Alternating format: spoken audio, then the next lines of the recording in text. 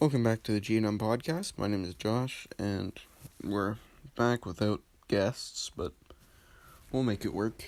In today's episode, we are going to be talking about marketing strategies used in video games to make people spend more money, or at least make game studios more money, even if it might not involve people paying money. But anyway. So in this episode, I'll cover 4 sort of main, overarching sort of ways that companies will manipulate the minds of gamers and try and yoink as much money as they possibly can. So number 1, we'll start with sort of the top 2 that everyone should know by now, and if you don't know them, then you must be living under a rock or something. So first, there's microtransactions. So all times this will be found in free games, but not necessarily always. Paid games could also have them, but so microtransactions are your little things that you can buy in the game, like skins or items or credits or whatever, or battle passes. Those are kind of the big things, but it's those little things that you can spend money on that you don't have to. So, people don't have to spend the money on these things, but it's there if they want to. And if you push it on them enough, which, companies really try to do, you can just keep pushing at it, poking at them, and eventually they might just be able to collapse and fall into the rabbit hole of buying weapon skins and items and stuff like that. Next is just paying full retail price. That's the other big one, which is simple as it sounds, just paying full retail price for a game. So not having to, a lot of times if you go to buy a game, if you are, no matter what you're playing on, if you go to a store, we'll say, GameStop or whatever, and you buy a game, and it's a flat price of, I don't know, a lot of games are, somewhere between 40 and 80, so we'll say you pay $60 for a game, and you don't have to pay for anything else after that, and that's it, right? So you pay your flat price for the game, and you play your game, and you're happy. And yeah, that's about it for that one.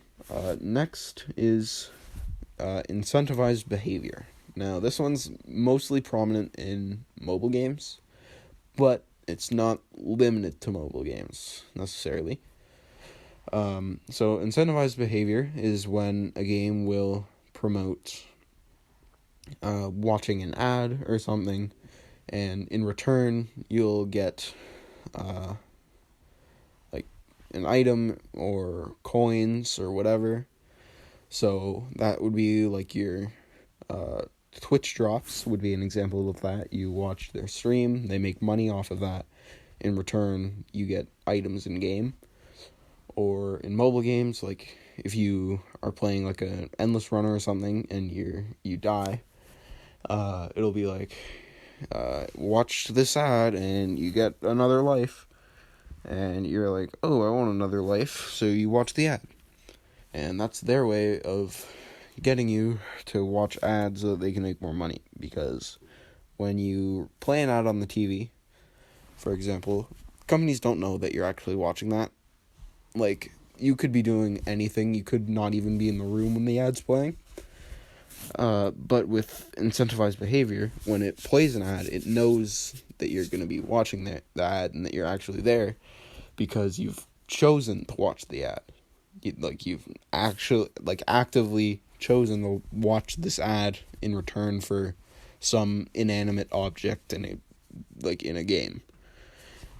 And so it sort of guarantees that this person's paying attention to ad, which is a lot of times why people can recognize mobile game ads so easily as opposed to other ads, because when you watch a mobile game ad, a lot of times it's because you've fallen into incentivized behavior where, if I watch, 2 ads, then I'll get 10 coins or double my XP, or, I get an extra life, right? So, yeah, it's about all I have to say about that for now, but our last one is simply in-game ads. So this is just, as simple as it sounds, ads that are plastered throughout the game. So, for example, with Rocket League, they'll have things on banners or, on the walls of the arena.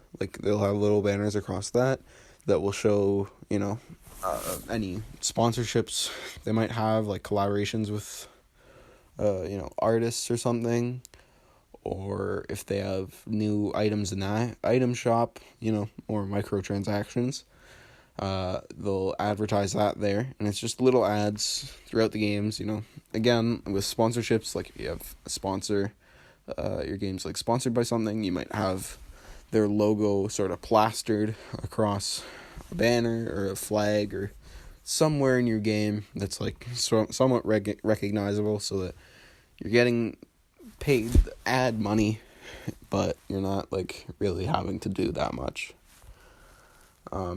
So a lot of times game companies will use 1 or 2 of these. So you might have a game that's free and has in-game ads, but also has microtransactions, or you might have a game that has in-game ads and you have to pay full retail price, or, for example, or some games you might pay full retail price and it has optional microtransactions, so on and so forth. But as soon as you start using 3 to all of them, that's when gamers, they start to pick up on it and they go, hey, these people are just trying to yoink all of our money and make as much money as they can and get out of there.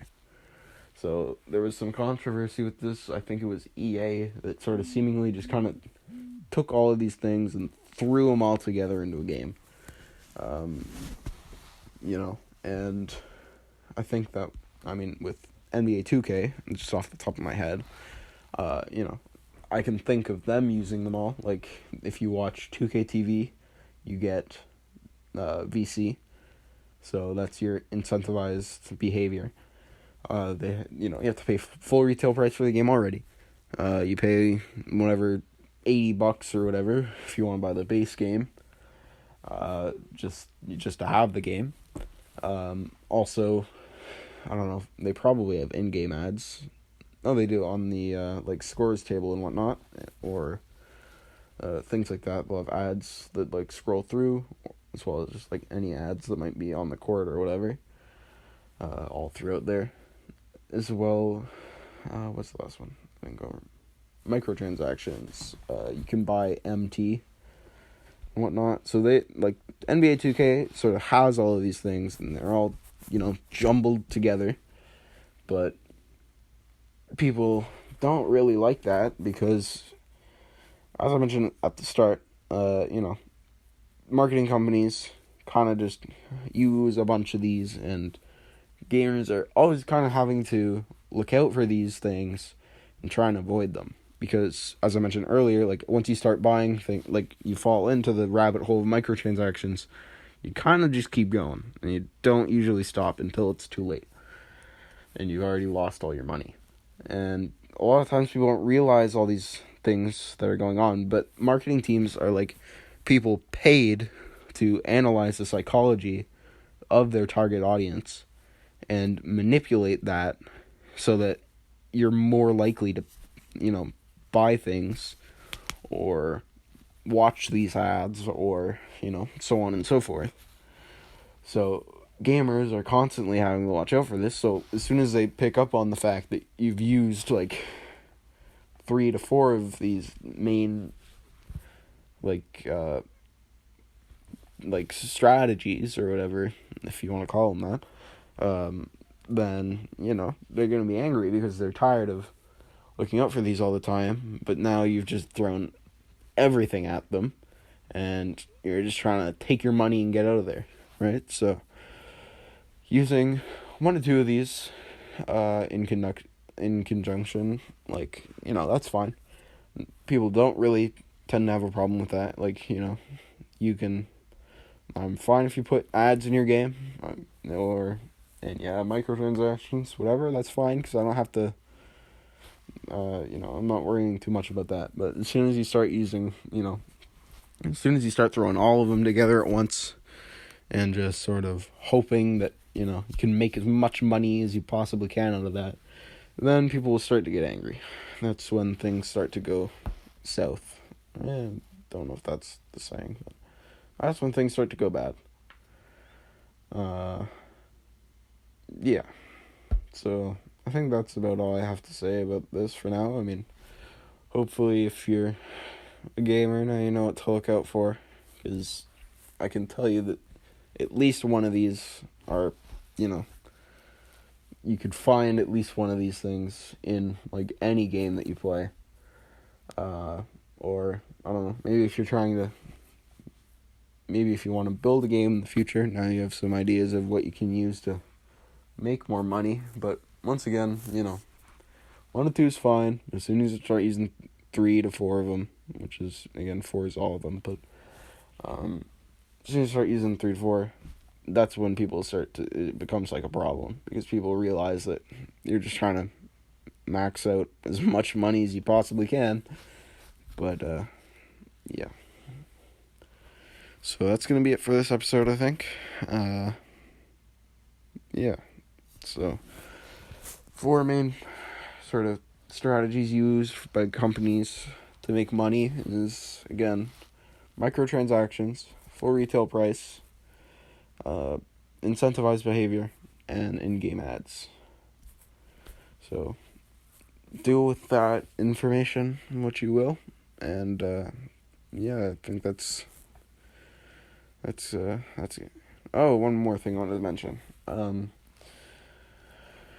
With full retail price, a lot of times people will complain about how steep the pricing is. So, as I mentioned before, a lot of times you'll see games that are like $60, $80. Sometimes, I can think of games that are like $90 or so dollars even. So, that sort of a general sort of wide range, I would say, is somewhere between $40 and $90. And a lot of times for things to be $40, it's because they're usually tend to be older games, and newer versions have come out. Those ones are sort of they aren't expecting to sell as many, so they'll just lower the price for the fun of it, I guess. I don't know, because they don't expect it to make as much sales if they keep it at their regular price. If you have the option of, I don't know, we'll just say NBA 2K14 or NBA 2K23, you're probably going to get 23 if it's the same price. But, if they're both $80, you're going to get the newer one, right? So they'll lower the price of the old one because they know that, you're not going to pay as much as you would for a new game for that one when you could just get the new one. So they'll lower the price for that. But anyway, my point is, the reason those prices are so high is because of the amount of places that money goes. There's the money that goes to the people actually selling, so your retailer. So whether that's you're buying through Steam or the Xbox store or PlayStation store, or you're buying it from GameStop or Walmart, there's the money that they take. There's the money that goes to your game designers, your publishers, your point is, there's a bunch of different places that this money goes. So that's why the price is so high. People don't really understand that always, I find. So people will be like, oh, why are games so expensive always? Well, it's because there's so many different, like, areas that there's so many different places that this money has to go to. So in order for, people to make profit, because, it's kind of the main point of selling things, is a lot of time you're trying to make money off of it. It's the point of your company, right? So yeah, because there's so many things that this money has to that go into actually producing the video game and, like, selling it and getting out to people. They have to raise the price to some raise the price, but they have to sort of have a sort of steeper price so that everyone's happy, right? So that actually concludes the episode. Hopefully you learned something. Do with the information what you will, as I said before. So that's been it for this episode, and yeah.